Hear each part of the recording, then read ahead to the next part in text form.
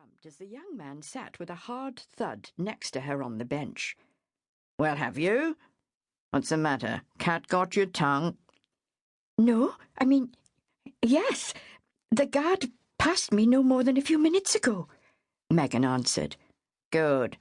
That means he'll not be back this way for another half-hour or so. You see, I'm about to sneak onto the train. Don't believe in wasting good money on a ticket," he said, in a rather matter-of-fact way, almost as if it were a regular event.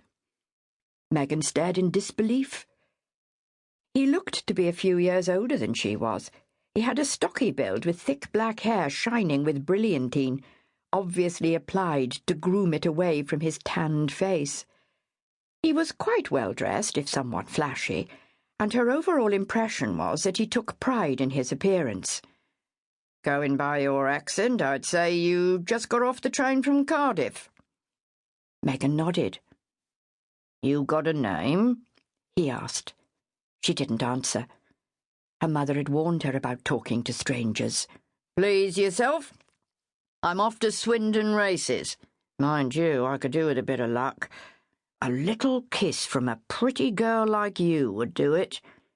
"You must be mad." She made to move away. "Don't worry yourself, I'll not stay where I'm not welcome. It's time I was off anyway." As he stood up to leave, he leaned over and, taking her completely by surprise, he gave her a quick peck on the cheek. "How dare you?" In shock, Megan raised a hand, believing anyone that brazen deserved a slap, but he simply swerved, thus avoiding her blow.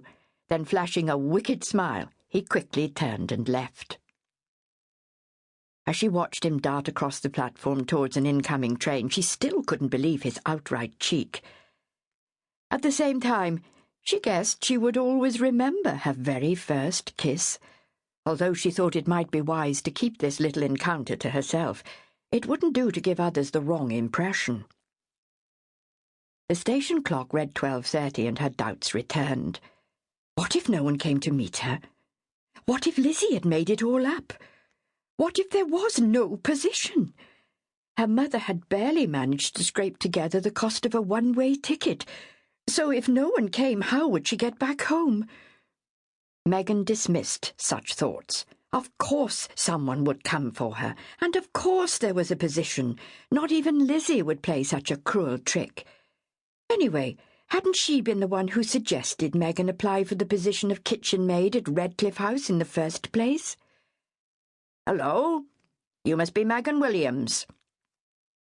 Megan looked up at the tall, good-looking young man standing in front of her. She was about to answer when he continued, "I'm Sidney Partridge. I've been sent from Redcliffe House to collect you.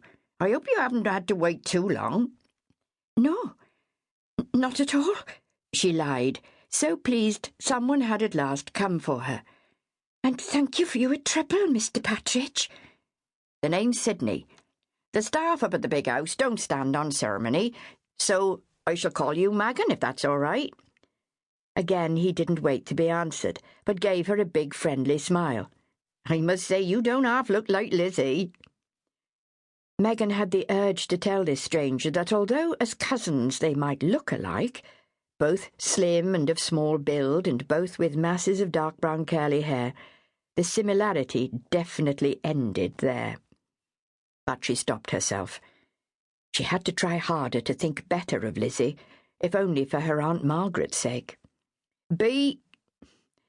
"Is that all your luggage?" he asked, pointing to her old suitcase. She noticed how he instantly corrected his Bristolian dialect. "Yes, but I can manage it, thank you." "Well, if you're sure, follow me," he said, striding off. Megan followed. Sidney Partridge was a good 6 inches taller than she was, with shining blonde hair and fair skin, so unusual to Megan as all the men in her family were very dark. Soon they were out onto the street. After the darkness of the railway station, it took a while for her eyes to become accustomed to the bright daylight. This morning, as she prepared to leave Wales, dark clouds gave promise of rain. The weather, like her mood, had definitely changed for the better. It had turned into a beautiful spring day, with bright sunlight shining through...